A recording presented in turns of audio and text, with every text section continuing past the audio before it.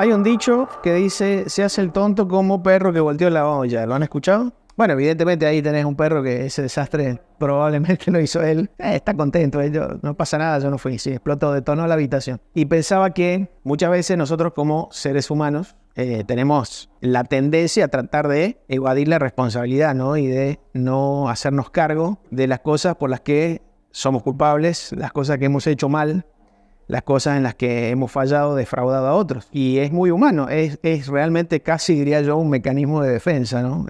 Tratar de que no nos miren mal, de que no nos reten, de que no nos castiguen de chiquititos. Uno ve a un niño que se acaba de mandar una y ¿qué pasó? ¿Quién hizo eso? Y ahí nomás o señalan al hermano o se hacen los tontos. Y después cuando empiezan a hablar, empiezan a tergiversar la verdad, ¿no? Porque tiraron un vaso y dicen, se cayó. No dicen, lo tiré, ¿no? Se cayó. Pero después los grandes hacemos lo mismo, ¿no? Y a veces dice, che, no, se rompió este. Y decís, no, lo rompiste vos. Y bueno, y esto es un signo de nuestra humanidad y de nuestra carnalidad. Y si hay algo que a Dios le gusta de parte nuestra, es que nosotros reconozcamos y confesemos lo que hemos hecho mal, aunque humanamente nos cuesta mucho, ¿sí? Nuestro orgullo no nos lo permite. Pero también si hay algo que un cristiano, un verdadero seguidor del Señor Jesús no puede ser, es orgulloso. Tenemos que tener la humildad de reconocer cuando nos hemos equivocado y también de cambiarlo, claro, pedir perdón, resarcirlo, entre otras cosas. Muy bien, entonces ahí tenemos al perrito que dice, yo no fui. Y hay un texto en 1 de Juan 1:9 que dice que si confesamos nuestros pecados, Dios, Él dice, pero se refiere a Dios, es fiel y es justo para perdonarnos. ¿Qué hay que hacer para que Dios nos perdone cuando nosotros cometemos un error, un pecado? Es confesarlo, sí, confesarlo. Dice, si nosotros lo confesamos, Él es fiel y justo. ¿Y saben qué significa confesar? Confesar significa admitir algo que estaba oculto, ¿no? Que yo no lo quiero decir o no lo quise mostrar, yo lo estoy encubriendo, no lo estoy reconociendo, aunque a lo mejor es muy evidente para Dios, por supuesto, pero a veces incluso hasta para otras personas, y uno no confiesa, no quiere decirlo. Y Dios dice que si nosotros confesamos el pecado, es decir, lo decimos, Él nos perdona. Y esto de manifestar algo que estaba oculto, y en el diccionario yo lo busqué y dice públicamente, ¿no? Dice decir públicamente, reconocer, admitir algo que hicimos mal o que estábamos encubriendo públicamente. Y públicamente puede significar delante de las personas que están involucradas, como también a lo mejor adelante de uno. Ya hiciste público algo que lo tenías vos solamente en tu corazón. A veces hay que hacerlo con alguien porque corresponde, porque hicimos un daño, porque nos equivocamos, porque el agravio fue para esa persona. A veces simplemente hemos ofendido a Dios y hay que decírselo a Él, pero decirlo, ¿no? Y no estar delante de la presencia de Dios como dando vueltas con un elefante en la habitación, como se dice, ¿no? Algo que está ahí, que vos no estás confesando y que vos sabés, lo tenés en la conciencia, pero te querés hacer el distraído como el perro delante de Dios y no lo decís. Y mientras vos no se lo digas, Dios no te puede perdonar. No te va a perdonar porque vos no lo querés descubrir delante de Él, que es una tontería porque Dios conoce todas las cosas. Y dice que Él es fiel. ¿Por qué es fiel? Porque Él promete que si yo vengo a Él confesando mi pecado, Él me va a perdonar. Entonces Él es fiel, dice, Él lo va a hacer. Él es fiel, Él no te va a defraudar. Él no va a decir, no, bueno, sí, yo iba a perdonar algunos pecados, pero ese no. Él es fiel, Él promete algo y lo va a cumplir. Y dice que es justo. Y fíjense que diferente es la justicia de Dios, porque yo digo, bueno, lo justo es que si yo pequé, es que lo pague, no que me lo perdone, ¿no?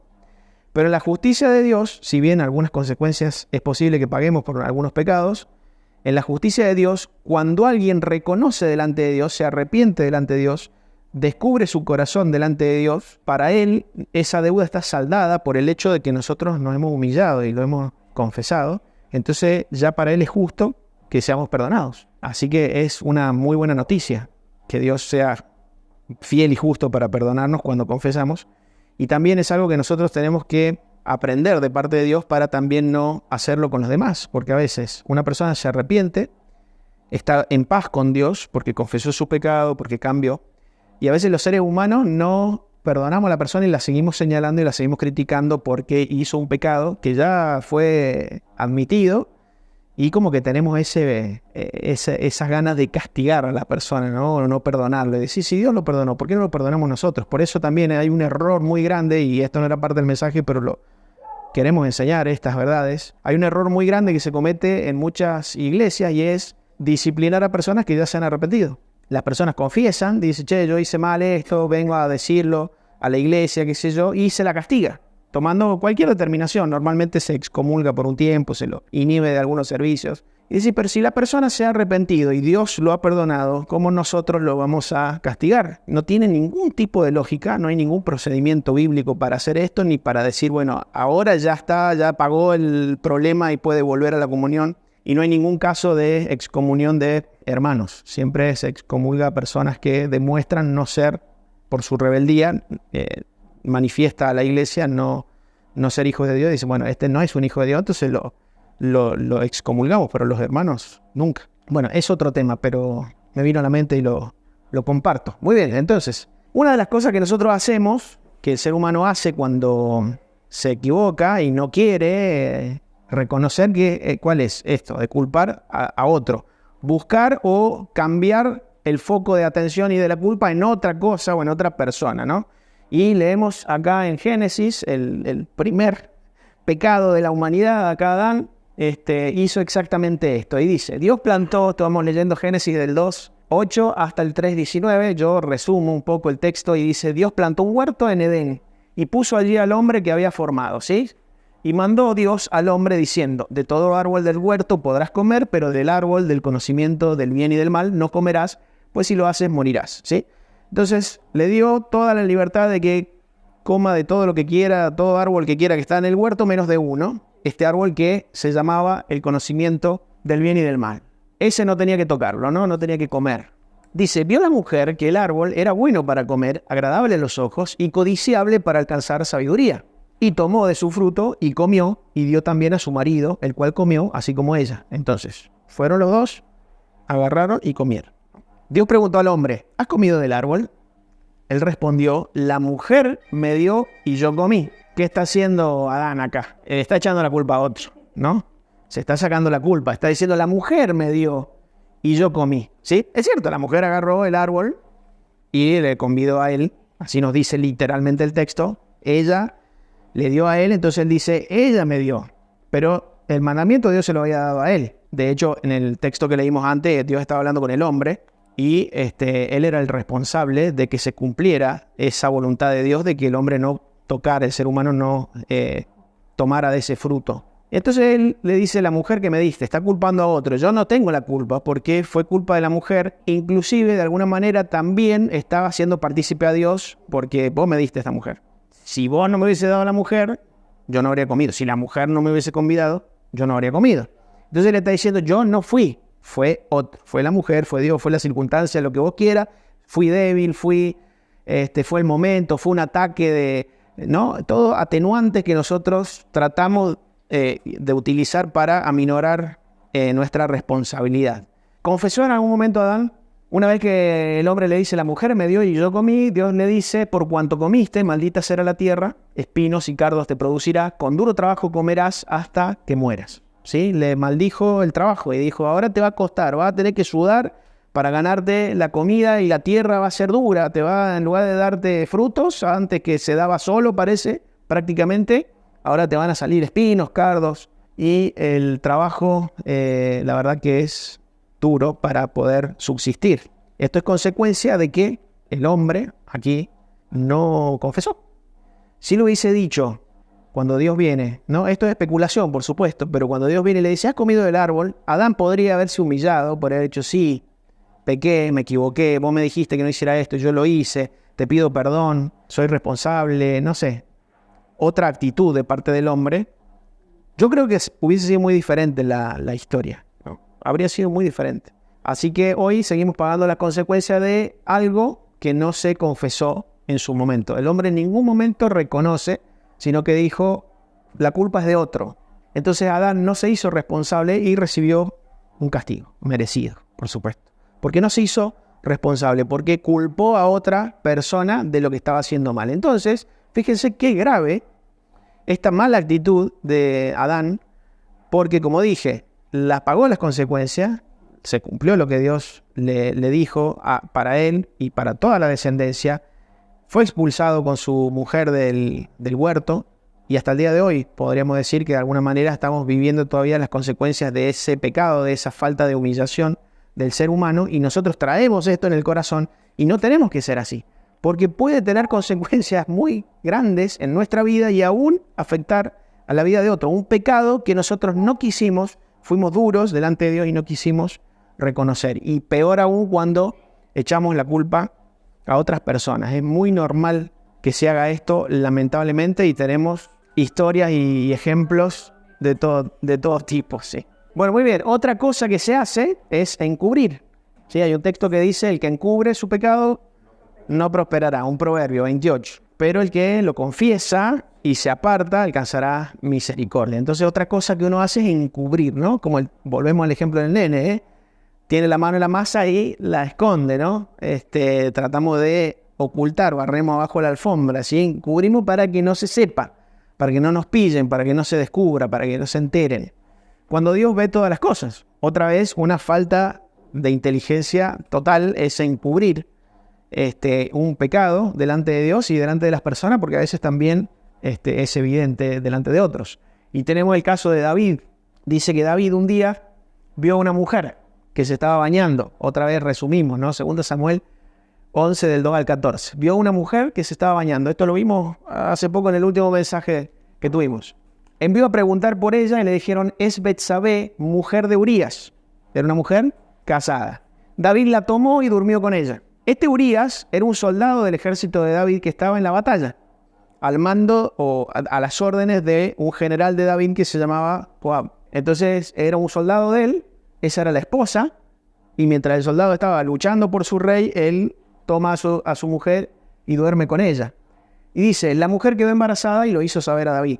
Envió David a Joab una carta diciendo, pongan a Urías, el marido de la mujer, en lo peor de la batalla y abandónenlo para que muera. Yo resumí, pero antes pasa otra cosa.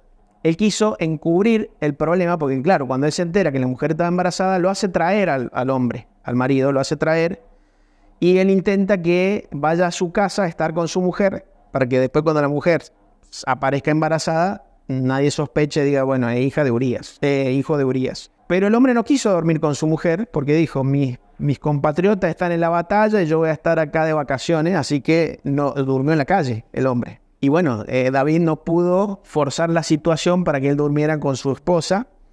Entonces le dio una carta, esta carta que le da a Joab se la manda con el mismo Urías. Esto es lo más cruel, esa es la palabra, ¿no? Le dice, toma, llévale esta carta al general. Y en esa carta le estaba diciendo al general que lo pusieran al portador de la carta en lo peor de la batalla para que se muera, ¿no? Esto estaba haciendo David. Todo esto medio que nadie sepa, ¿no? Sabían algunos sirvientes, por supuesto el rey, pero era algo encubierto. Joab, le manda a decir eso a Joab. Joab lo hizo así y Urías murió, ¿sí? Lo dejaron solo en lo peor de la batalla y lo mataron. David, ¿por qué se alivia? Porque dice, listo. Se quedó encubierto este pecado, ¿no? Ya está, se murió el esposo, ahora no voy a tener problema. Esto lo echó tierra, dijo él, y ya está, ahí quedó, zafé, ¿no? Como diría uno. Esto es lo que estaba buscando David. Entonces Jehová envió al profeta Natán a decir a David. Ahora vamos a ver lo que Dios, después que David hizo eso, le dice a través de un profeta que se llamaba Natán, lo que le dice a David. El Dios de Israel dice, mataste a Urías y tomaste su mujer. Dios lo había visto todo. Por eso no se apartará jamás de tu familia en la guerra. Le está diciendo, en tu casa va a haber pelea siempre y va a haber mucha sangre en tu familia. Vas a tener los enemigos siempre en contra tuya. No te voy a dar paz porque has encubierto este pecado. En lugar él de arrepentirse por haber tomado una mujer que no era su mujer o que ya tenía un marido, él hizo toda una treta, una conspiración para matarlo y no dijo nada y no se confesó y no se arrepintió. Entonces Dios le manda a un profeta. Imagínense si este pecado era muy grave en Israel, que apedreaban personas por hacer algo así, en el líder de Israel, en el rey, era muy grave. El pecado en Israel para ellos era ensuciar el pueblo santo de Dios. Bueno, entonces era muy grave y Dios le dice, te voy a castigar haciendo que de tu familia nunca se aparte la guerra, tú actuaste en secreto, le dice, y yo te castigaré delante de todos, de todo Israel, ¿no? Y lo cumplió porque después uno de los hijos de David lo avergonzó delante de toda la gente, tomaba a sus mujeres y tenía relaciones con ellas en público. Bueno, de esa manera lo castiga. Pero David le dice a Natán, pequé contra Jehová. Acá ya cambió, no es como el caso de Adán, que nunca dijo, che, estuve mal. Él, cuando viene Natán y le dice, vos has encubierto esto, así que Dios te va a avergonzar en público, él dice, pequé contra Jehová. Eso es confesar. ¿Y qué dice el texto? El que confiesa, él es fiel y justo y lo perdona. Entonces dice, bueno, le responde Natán de parte de Dios, Jehová te ha perdonado tu pecado, no morirás, pero el hijo que te ha nacido morirá. ¿Sí? Le murió el hijo, iba a tener guerra por todos lados. Este otro hijo que tuvo, que le hizo un desastre en la familia, y después también se murió, y David pasó momentos muy duros, donde hasta lo insultaban por la calle, y tuvo que huir porque le querían robar el reino. Bueno, le pasó de todo por este pecado. Entonces, como se arrepintió, digamos, Dios por lo menos no fue más duro todavía con él. Entonces, David, que encubrió su pecado, fue descubierto, se arrepintió, pero sufrió las consecuencias. A veces nosotros, por nuestro mal, vamos a tener que enfrentar las consecuencias, pero eso no quiere decir que nosotros no debemos arrepentirnos, y por arrepentirnos, el castigo va a ser más leve de parte de Dios, si Dios así lo quiere y nos castiga. No siempre nos paga con la moneda que merecemos. No ha hecho con nosotros, dice la Biblia, conforme a nuestras iniquidades. De hecho, es muy misericordioso, demasiado misericordioso Dios. Si ustedes se ponen a pensar, Dios tuvo demasiada gracia con todos, porque Adán, en términos históricos, por decirlo así, en la línea del tiempo de la vida, Adán hacía media hora que existía. Dios le había dicho una sola cosa que no tenía que hacer. Hacía media hora que era un socotroco de barro en el piso, y ahora ya estaba desafiando a Dios y desobedeciéndolo. Era para matarlo, no para tejerle una túnica mejor que la que se había hecho y dejarlo ir libre. Tuvo gracia después de todo con Adán. Y con David también, ¿no? Porque era el rey de Israel, había hecho algo tremendo. No solamente tomar una mujer que no le correspondía, todo lo de después, traer al hombre, tratar de que se acueste con su mujer, mandarlo con la carta con la sentencia de muerte en su propia mano. Y sin embargo, le sostuvo, digamos, el reino, más allá de que tuvo unos traspiés, pero le sostuvo el reino. Entonces tuvo gracia, demasiada gracia. Y con nosotros también, por eso dice que Él es fiel y justo para perdonarnos. Bueno, entonces vimos hasta acá dos partes negativas, el encubrir y el señalar a otro, ¿no? Que lo vemos en nosotros, lo vemos en los chicos, lo vemos en los grandes, lo vemos en los cristianos. No tiene que pasar esto, no tenemos que culpar a los demás, tenemos que hacernos cargo, ¿no? Tenemos que decir, yo hice esto, está mal, lo reconozco, no lo voy a hacer más, y ajustar las cuentas con Dios. Una cosa muy importante es, aparte de confesarlo, de reconocerlo, es que haya un cambio verdadero. Fíjense la historia del hijo pródigo, Lucas 15, del 11 al 23. Jesús cuenta esta parábola y dice, un hombre tenía 2 hijos, y el menor dijo a su padre, dame la parte de los bienes que me corresponde. Es decir, que el hijo menor, en vida del padre, le estaba diciendo, dame la herencia ya. No quiero esperar a que te mueras. Dice, luego se fue lejos y allí perdió todo, viviendo sin control. ¿Sí? O sea que el muchacho, el hijo menor de este hombre, le pidió la plata, toda la herencia que le correspondía, se fue lejos, donde no le tenía que dar cuenta a su padre, hizo cualquiera, ¿no? Se compraba los celulares más caros, salía a los boliches, andaba con todas las que pudiera, comía caviar, no sé qué, invitaba a los amigos, la ronda de Fernet, todo, ¿no? El combo completo. Salía a los bares, a los cabarets, todo eso. Cuando dice lo malgastó todo, tuvo hambre y quiso alimentarse de lo que comían los cerdos. Tocó fondo, ¿no? De vivir la vida loca, llegó al punto donde no tenía ni para comer y quería comer comida de animales y dice nadie le daba. Tocó fondo. Y acá pasa algo especial, dice, pero reflexionó y dijo, aún los siervos de mi padre tienen abundancia. Eso fue lo primero que hizo. ¿Qué hizo? Reflexionó, pensó, dijo, soy un tonto. Y después hizo otra cosa, dice, levantándose, volvió a su padre. Esa es la otra, cambió. Ya no se fue más lejos ni se quedó ahí donde estaba. Ya no tenía con qué, pero podría haberse quedado en la miseria por no ir a darle la cara al padre, por no ir a reconocer que se equivocó, por no ir a humillarse. Porque él que se imaginaba, voy a llegar a mi papá, me va a retar, me va a desheredar y me va a hacer trabajar como uno de los siervos de él. Que eso, de hecho, él prefería eso que estar ahí, porque dice, por lo menos como siervo de mi padre, como un empleado de mi padre, por lo menos voy a tener comida. Pero no todos quieren enfrentarse a la humillación, ¿no? Y decir, voy a ir y voy a dar la cara. Qué difícil que es eso cuando nosotros tenemos que ir a decirle a alguien, me equivoqué, perdóname, hice mal, somos duros. Y este muchacho dice que primero reflexionó y después se levantó y fue hacia el Padre. Esto es, en otras palabras, arrepentirse, darse vuelta y empezar a caminar de nuevo hacia el Padre, hacia Dios. Entonces este muchacho lo que está haciendo acá es arrepentirse de verdad. Entonces se levanta, toma una acción, cambia, una iniciativa. Esto es la manera de salir de este yo no fui. Decir, bueno, me voy a poner las pilas, voy a reconocer, voy a cobrar hombría, ánimo, valor, lo que sea, y voy a ir a poner la cara delante de Dios y delante de la situación y delante de lo que sea que tenga que hacer. Entonces dice que estando aún lejos, el padre lo vio y corrió a abrazarlo y lo besó. Ya no era la recepción que él se imaginaba. El padre dice que lo vio y corrió hacia él y lo abrazó. Y el hijo le dice, he pecado contra Dios y contra ti. No soy digno de ser tu hijo, le dice el muchacho. Entonces él ahí reconoce, ahí confiesa, se lo dice públicamente al papá.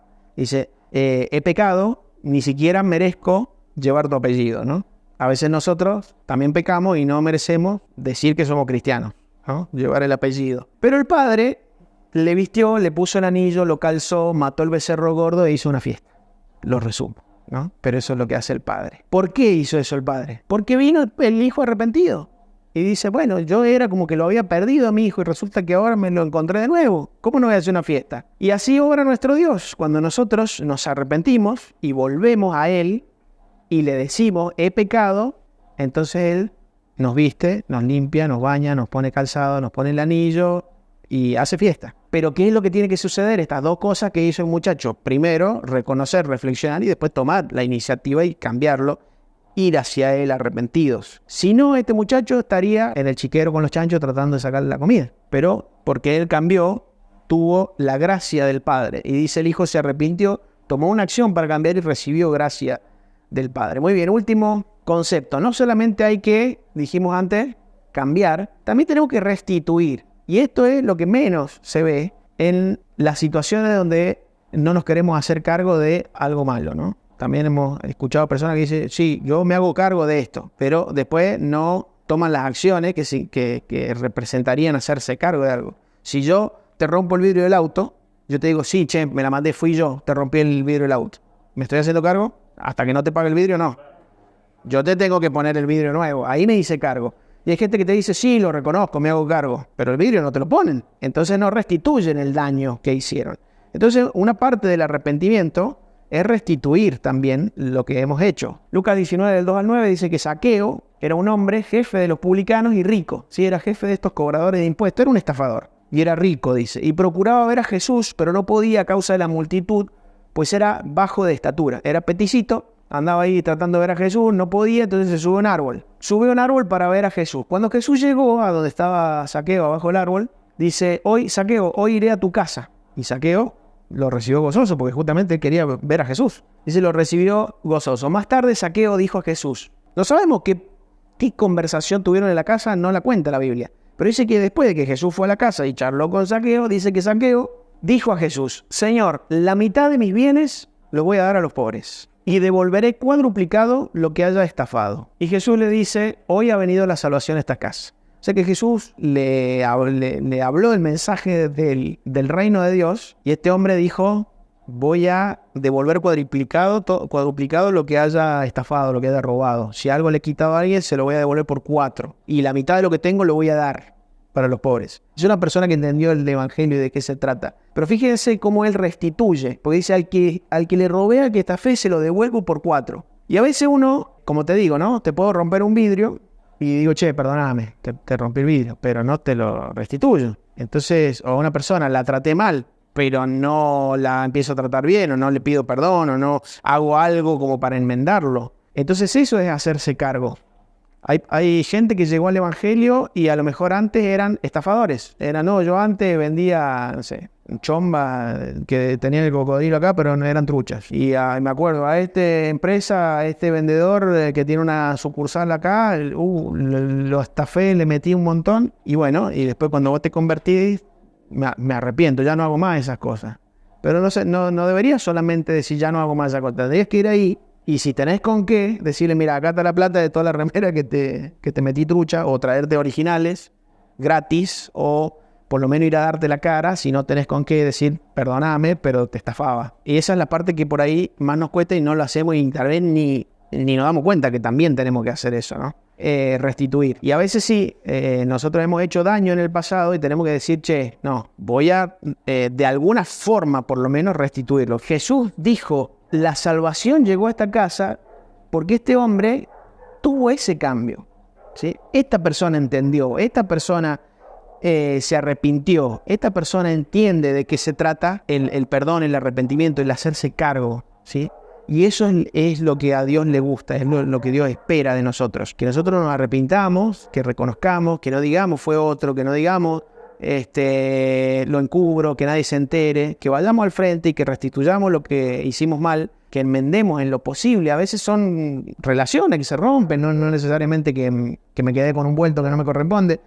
Restituir, sanear, arreglar las cosas, eso es realmente el arrepentimiento. Y ahí es cuando Dios dice, bueno, ahora entendiste, ahora podemos decir que sos un verdadero hijo de Dios, como lo dijo aquí con Zaqueo. Zaqueo restituyó y por eso recibió gracia de Dios. Le dijo, va a tener la salvación. Muy bien. La última cosa, cada uno llevará su propia carga, dice Gálatas 6:5, el apóstol Pablo dice, cada uno va a ser responsable de lo que tenga que ser responsable. Así que hay un llamado acá a ser maduro y a hacernos responsables y cargo de las cosas. Y dice acá esta frase, tomar responsabilidad es un acto de madurez espiritual.